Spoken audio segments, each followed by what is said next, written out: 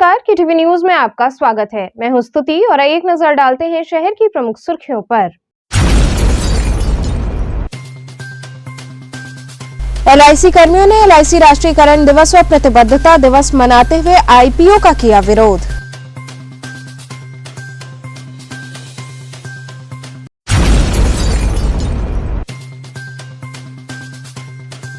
The Banaras bar association के नवनिर्वाचित पदाधिकारियों का शपथ ग्रहण हुआ संपन्न।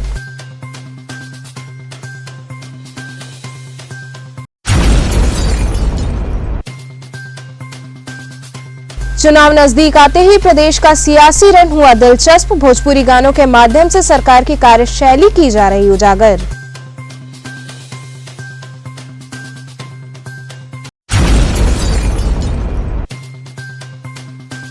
और चंदौली सैयद राजा थाने की पुलिस ने 4 अभियुक्तों को 44 गौवंश के साथ किया गिरफ्तार।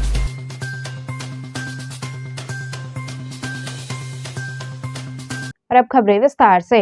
एलआईसी कर्मियों ने एलआईसी राष्ट्रीयकरण दिवस व प्रतिबद्धता दिवस मनाया। भारतीय जीवन बीमा निगम के कर्मियों ने एलआईसी राष्ट्रीयकरण दिवस एवं प्रतिबद्धता दिवस मनाया। भारतीय जीवन बीमा निगम के विकास अधिकारी संगठन के राष्ट्रीय महासचिव विवेक सिंह ने बताया कि एलआईसी को 245 निजी कंपनियों को जोड़कर बनाया गया था, लेकिन सरकार आईपीओ के माध्यम से एलआईसी का निजीकरण करने का प्रयास कर रही है, जिसका हम सभी विरोध कर रहे हैं और इस दिन को प्रतिबद्धता दिवस एवं राष्ट्रीयकरण मजबूत करने के दिवस के रूप में मनाने का काम किया जा रहा है।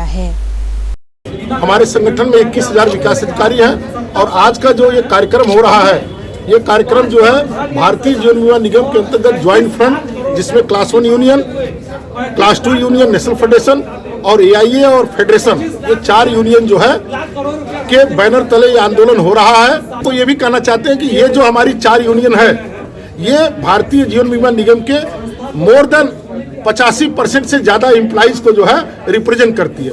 आज का जो हमारा प्रोटेस्ट प्रोग्राम है वो आईपीओ के विरोध में है। चूंकि आज ही के दिन भारतीय जीवन बीमा निगम का राष्ट्रीयकरण करने के लिए ऑर्डिनेंस लाया गया था 1956 को जो है, इसलिए आज के दिन हम प्रतिबद्धता दिवस के रूप में और राष्ट्रीयकरण को मजबूत करने के दिवस के रूप में हम लोग मना रहे हैं। और भारत सरकार को हम लोग चेतावनी भी दे रहे हैं कि आप एलआईसी में आईपीओ लाने का जो आपका जो प्रयास है उसको बंद किया जाए, डिसइन्वेस्टमेंट नीति पर पुनः चर्चा किया जाए और चर्चा करने के बाद जो है सभी स्टेक होल्डर से बात किया जाए और व्यापक चर्चा के बाद, क्योंकि कहीं न कहीं जो है जिस तरह से सरकार ने अभी किसान आंदोलन को जल्दीबाजी में वो लाए, नतीजा क्या हुआ, उसको वापस लेना पड़ा।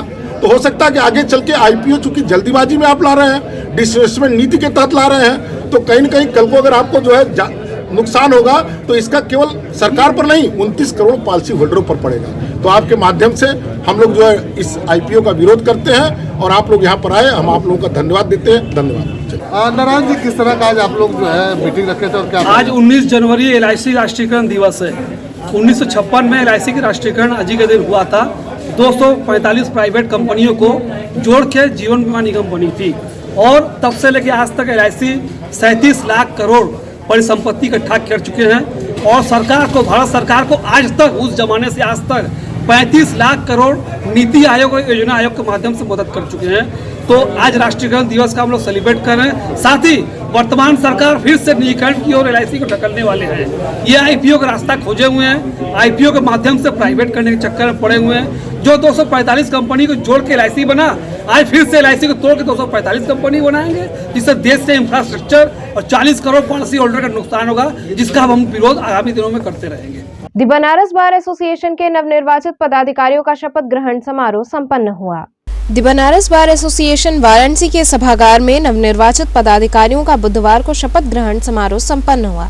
शपथ ग्रहण कार्यक्रम के मुख्य अतिथि जनपद न्यायाधीश अजय कृष्ण विशेश्वर व विशिष्ट अतिथि श्रीनाथ त्रिपाठी, सदस्य बार काउंसिल ऑफ इंडिया, पूर्व चेयरमैन व वर्तमान सदस्य हरिशंकर सिंह और अरुण कुमार त्रिपाठी उपस्थित रहे। कार्यक्रम का शुभारंभ मुख्य अतिथि और विशिष्ट अतिथि द्वारा दीप प्रज्वलित कर किया गया।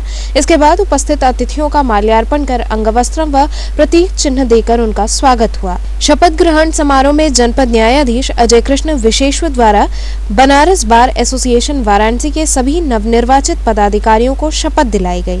इस मौके पर सभागार में दोनों बार के पदाधिकारीगण के साथ साथ अधिवक्तागण उपस्थित रहे। चुनाव नजदीक आते ही प्रदेश का सियासी रण दिलचस्प होता जा रहा है। भोजपुरी गानों के माध्यम से सरकार की कार्यशैली उजागर की जा रही है। उत्तर प्रदेश में होने वाले विधानसभा चुनाव से पहले प्रदेश का सियासी रण दिलचस्प होता जा रहा है। इस रण में अब भोजपुरी ट्रैक की एंट्री हुई है।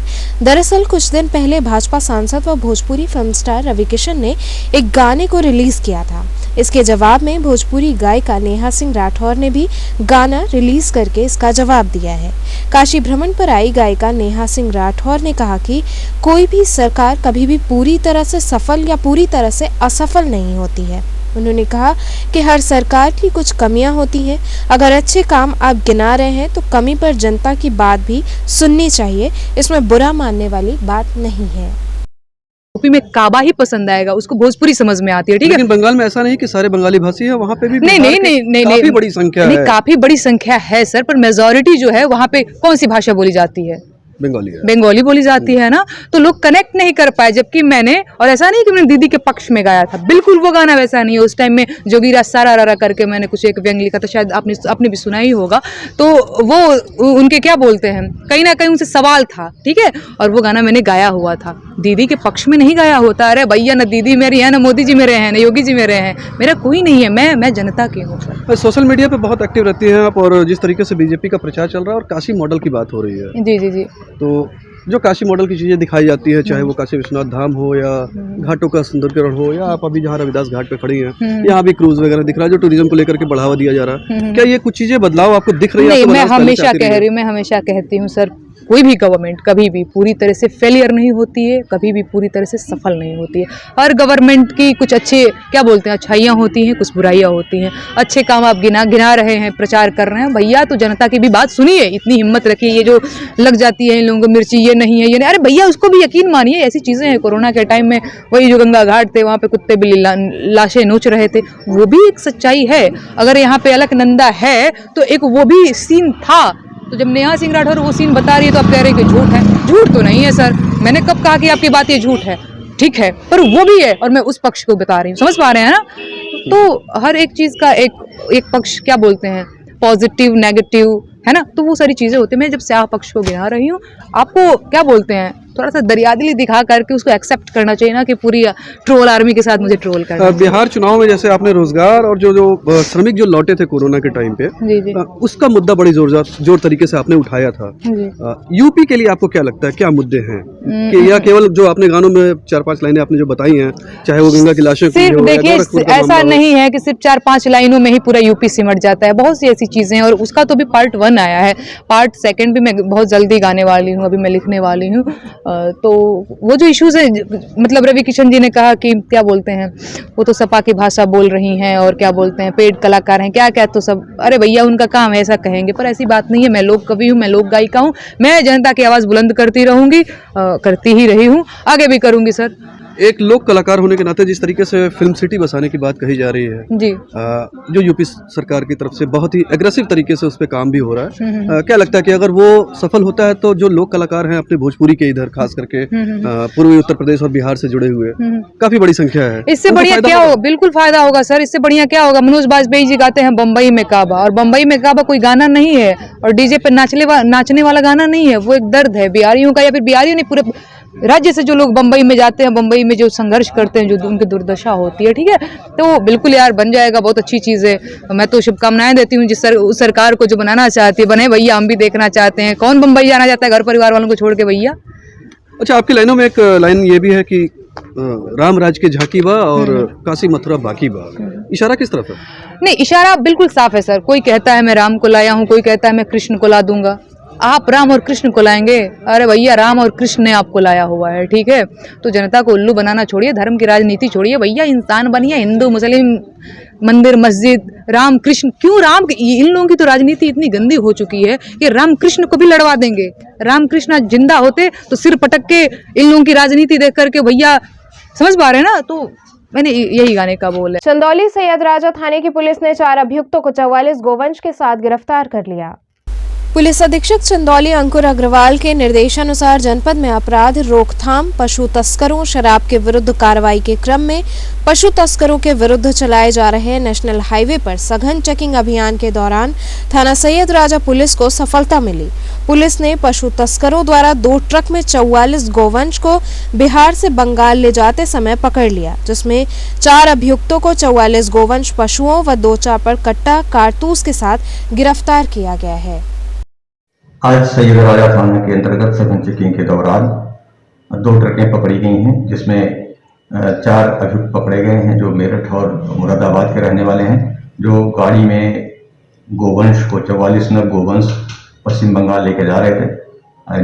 इनके पास से 2 अवैध तमंचा बरामद हुआ है और इसमें चारों लोगों को गिरफ्तार किया गया है। मुकदमा लिखा जा चुका है, कार्रवाई की जाएगी। मैदागिन चौराहा टोटो चालकों का अड्डा बन गया है। चालकों की मनमानी थमने का नाम नहीं ले रही है। मैदागिन चौराहा टोटो चालकों का अड्डा बनकर रह गया है, जहां एक तरफ प्रशासन द्वारा तरह तरह के उपाय लगाए जा रहे हैं कि शहर को कैसे जाम से मुक्त किया जाए, तो वहीं टोटो चालकों की मनमानी थमने का नाम नहीं ले रही है। चालक पब्लिक तो पब्लिक, पुलिस से भी लड़ने को आमादा रहते हैं। मैदागिन क्षेत्र में इनका आतंक है, जबकि कोतवाली थाना चंद कदम की दूरी पर है। चौराहे पर पुलिस तैनात रहती है, फिर भी ये अपनी मनमानी करते हैं। क्षेत्र के लोगों को भी इससे काफी दिक्कतों का सामना करना पड़ता है। अब देखना यह है कि इन टोटो चालकों से ट्रैफिक पुलिस किस तरह पेश आती है, नहीं तो इनका आतंक कम नहीं हो सकता। सड़क जाम करना इनकी आदत बन गया है। राहुल जी, क्या दिक्कत आ रही है आप लोगों को, क्या समस्या है मैदागिन? समस्या ये है सर कि यहाँ पे जो टोटो वाले हैं, रिक्शा वाले हैं, ये जहाँ मन तहाँ खड़े कर देते हैं। इधर से रास्ता बंद हो गया है, तो ये लोग जो हैं DAB देते हुए पूरा स्कूल जाम, बच्चे जाम, सारे चीज़ें जो हैं एकदम बहुत त्रस्त हो गए हैं। हम लोग इतना परेशान हो गए, इतना जाम हो गया है कि हम लोग एकदम त्रस्त हो गए हैं। इधर तो जाने में बहुत प्रॉब्लम हो रही है और ये लोग जो है कि मान नहीं रहे हैं, बोलने पे लड़ने के लिए उतारू हो जाते हैं। और जो है कि कोई मतलब सुनवाई का प्रशासन करें कि, और ये मांग है हम लोग की कि इन लोग का रास्ता बनाया जाए कि किधर से किधर जाना है, इन लोगों को किधर से किधर आना है। बहुत सारे सड़कें जाम हो रही हैं। DAB पूरा होते हुए ये लोग टोटो घुमा के जा रहे हैं, ये लोग सुन नहीं रहे हैं, बहुत परेशान हैं। एकदम टोटो का अब बना हुआ है और प्लस रिक्शा वाले भी इसमें शामिल है और सबके दुकान के सामने खड़े कर देंगे, सब आगे जाएंगे, नहीं सुनेंगे। अगर इनको मना किया जाएगा तो ये लोग मानते नहीं हैं और लड़ने के लिए उतारू हो जाते हैं, आते हैं लड़ने के लिए चले जाते हैं। शिवांशु जी, जिस तरह से मैदागिन चौराहे पर ये टोटो वाले इतना आतंक मचाए हैं, इस पर आपकी क्या राय है? राय नहीं बल्कि सुझाव है प्रशासन को कि इस पे विशेष रूप से ध्यान दें, जवानों की इस पे नियुक्ति हो, क्योंकि ये ऑटो वाले होने के लिए तो वाराणसी के नागरिक ही हैं। अपनी जीविका चलाने के नाम पर ये हुड़दंग मचाते रहते हैं। हमेशा शिकायतें आती कि कोई किसी को टक्कर मार दिए तो बेतरतीब वाहन खड़ा करके जाम लगाते हैं, जिससे कि हमारे वाराणसी शहर की छवि खराब होती है। आम नागरिक होने के नाते हम सभी निवेदन करेंगे प्रशासन से और टोटो जो वाहन के जो समिति होती, कमेटी होती है, उनके पदाधिकारियों से कि इन पे लगाम लगाएं। और प्रशासन से निवेदन करूंगा कि इसके लिए कड़ी से कड़ी कार्रवाई करने की एक योजना तैयार करके और हम नागरिकों के लिए एक बेहतर साधन सौंपें, जिसपे कि आवागमन बाधित न होते हुए आवागमन एकदम सुचारू रूप से चल सके। पर्यटक भी आ रहे हैं तो वाहनों का प्रयोग, साधन का प्रयोग वो भी करते होंगे, परंतु उनको क्या पता कि नहीं यहाँ पे उनका कैसे दुरुपयोग किया जाता है। उनके अधिकार भी होते हैं पर्यटकों के भी, लेकिन अब वो टोटो में बैठे हैं तो उनको क्या पता कि ये रास्ता किधर से कैसे जाएगा। इन टोटो चालकों पर लगाम लगाने के लिए हमें लगता है कि प्रशासन को और इनकी कमेटी को मिलकर के एक नियम बनाने चाहिए और अगर जो इस नियम का पालन न करे उस पर कड़ी से कड़ी कार्रवाई करे, यही मेरा निवेदन। यहाँ रुकेंगे एक छोटे से ब्रेक के लिए, आप बने रहिए KTV के साथ।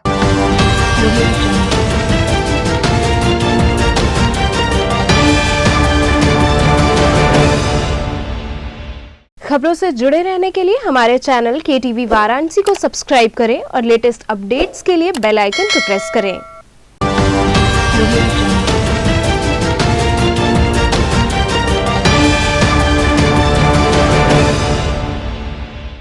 ब्रेक के बाद आपका स्वागत है। कबीरचौरा मंडलीय अस्पताल में सभी का कोविड टीकाकरण जोरों शोरों से किया जा रहा है।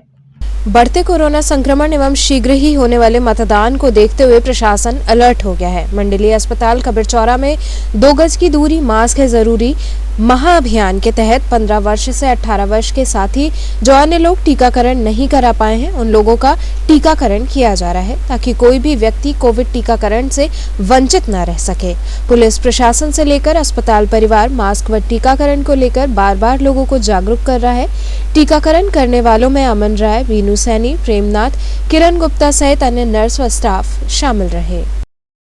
कार्य तो देखिए जैसे पहले चलता था वैसे आज भी चल रहा है, उसमें कोई रूटीन चेंज नहीं हुआ है। सिर्फ लोग और जो आते हैं यहाँ पे लगवाने के लिए उनको सिर्फ जो गाइडलाइन सरकार के द्वारा दी गई है और जो हमें मिलती है वो बताया जा रहा है कि भैया मास्क लगाइए, 2 गज की दूरी बनाइए और मात्र कोरोना से बचने का एक ही उपाय है कि वैक्सीनेशन।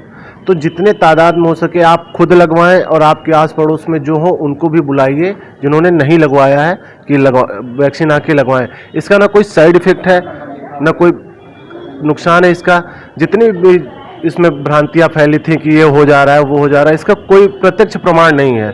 वैक्सीनेशन लगाना ही ये कोरोना से बचने का उपाय है। तो यहाँ किन लोगों को लग रहा है? 15 से 18 है और बुजुर्गों को भी? यहाँ पे 2 सेंटर चल रहे हैं। एक सेंटर पे 15 से 18 जो कोवैक्सीन लग रही है और 18 प्लस एबव जो है यहाँ पे कोविशील्ड लग रही है, जिसमें बूस्टर डोज भी है, फर्स्ट सेकंड सब लग रहा है।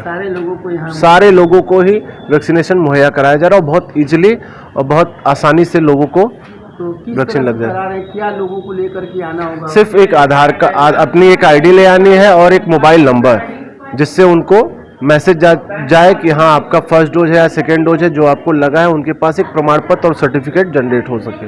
चंदौली के चकिया क्षेत्र में पुलिस बल ने पैदल गश्त की।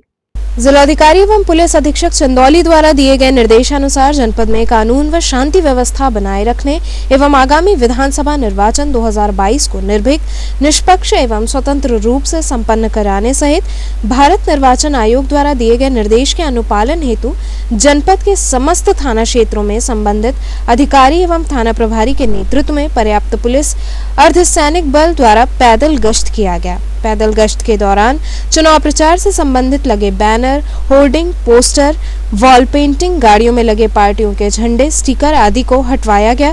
साथ ही लोगों को कोविड गाइडलाइन का पालन करने हेतु जागरूक किया गया। बीएचयू के ओबीसी के छात्रों ने हॉस्टल आवंटन में आरक्षण के संदर्भ में धरना प्रदर्शन किया। देश भर के विश्वविद्यालयों में साल 2007 के बाद ओबीसी आरक्षण लागू कर दिया गया। ऐसे में 27% आरक्षण के हिसाब से हॉस्टल्स में रूम न दिए जाने के विरोध में काशी हिंदू विश्वविद्यालय के ओबीसी छात्रों ने सेंट्रल ऑफिस के सामने धरना प्रदर्शन किया। छात्रों की मांग है कि एक हफ्ता पहले विश्वविद्यालय प्रशासन ने चंद घंटे में सभी फॉर्मेलिटी पूरी होने का आश्वासन देते हुए 7 दिन का समय मांगा था, पर आज 9 दिन होने के बाद भी कोई कार्य नहीं होने पर वो जवाब लेने आए हैं। प्रदर्शन कर रहे छात्र राणा रोहित ने बताया कि 2007 में देश भर के विश्वविद्यालयों में ओबीसी आरक्षण लागू किया गया। उसके साथ ही साथ व्यवस्थाएं भी बढ़ाई गई और आरक्षण के नाम पर फंड भी आया और काम भी हुए। हमारे विश्वविद्यालय में भी ओबीसी हॉस्टल ओबीसी आवंटन के फंड से बने, जिनकी संख्या 39 है। काशी हिंदू विश्वविद्यालय में 4400 से अधिक कमरे ओबीसी के छात्रों के लिए बने हैं, लेकिन वे उन्हें आवंटित नहीं किए गए हैं।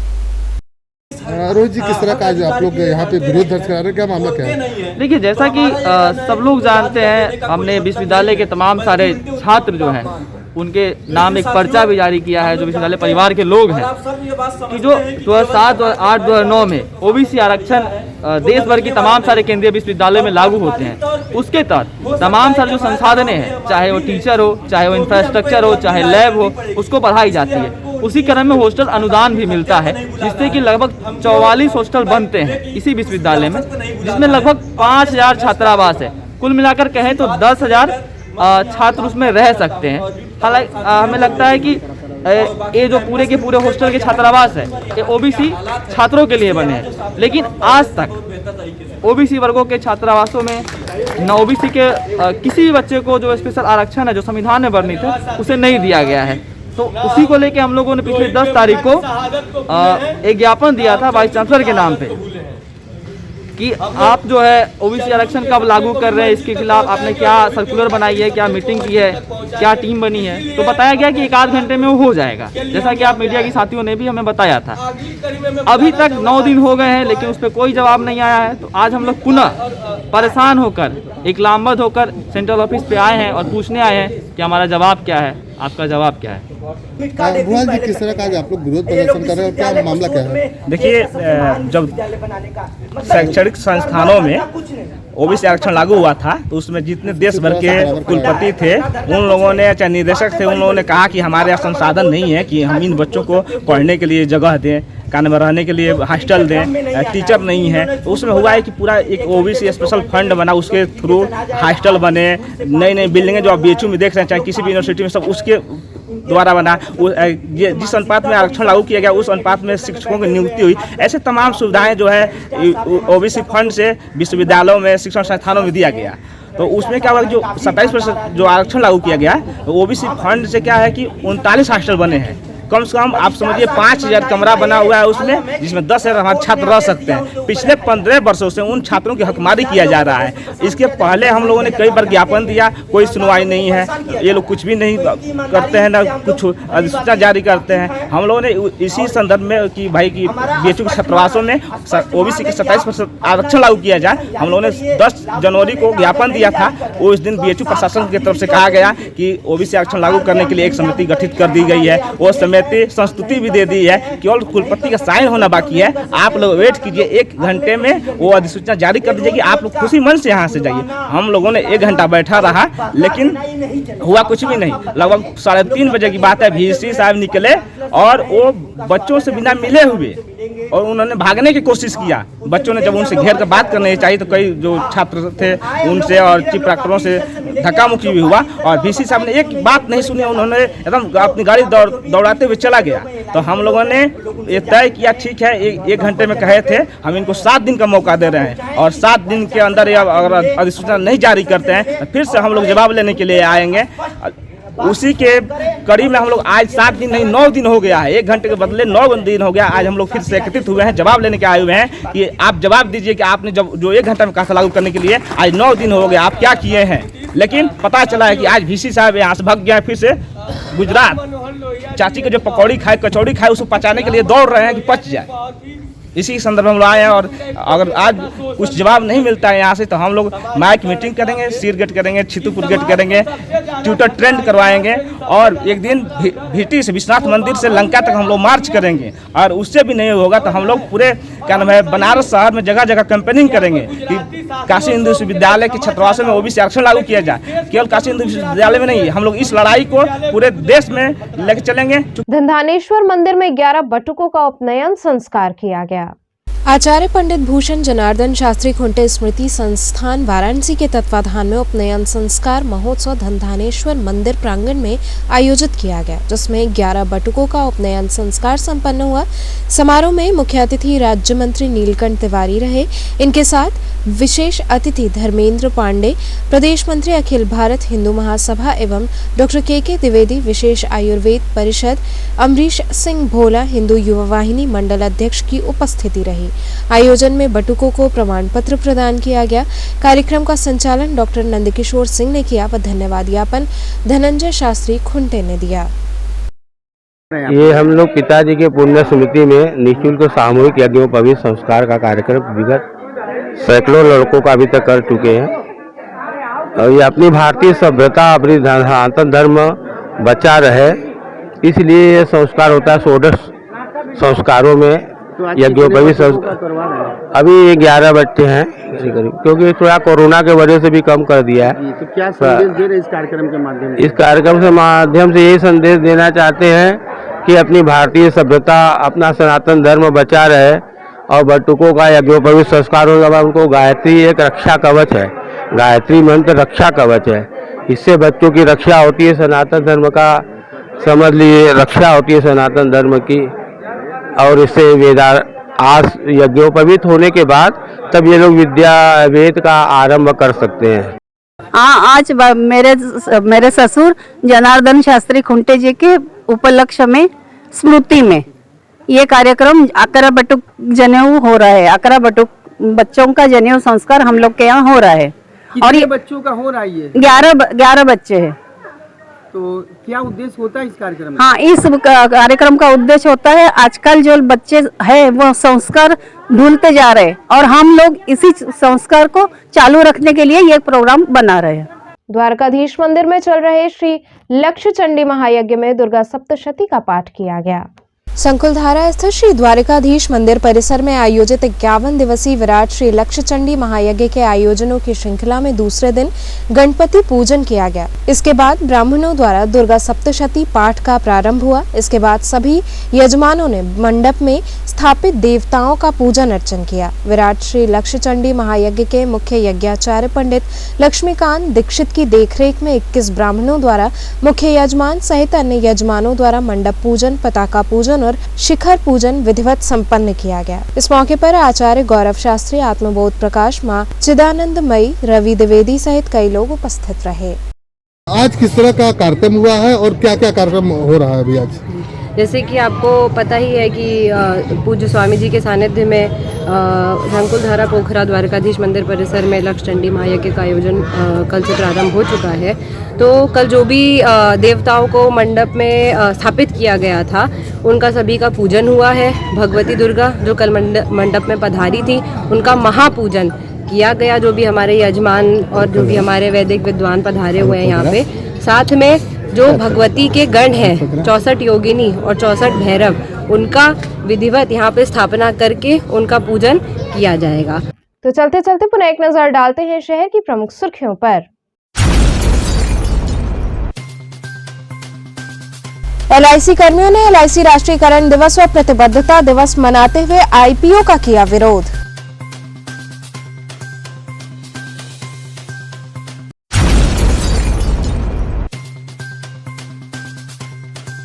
द बनारस बार एसोसिएशन के नवनिर्वाचित पदाधिकारियों का शपथ ग्रहण हुआ संपन्न।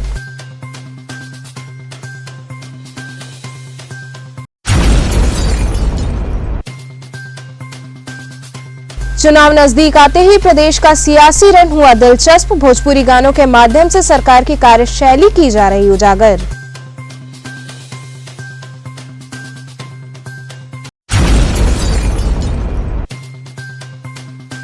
और चंदौली सैयद राजा थाने की पुलिस ने 4 अभियुक्तों को 44 गौवंश के साथ किया गिरफ्तार।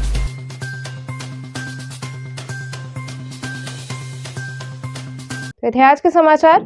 कल फिर होगी मुलाकात, तब तक के लिए नमस्कार।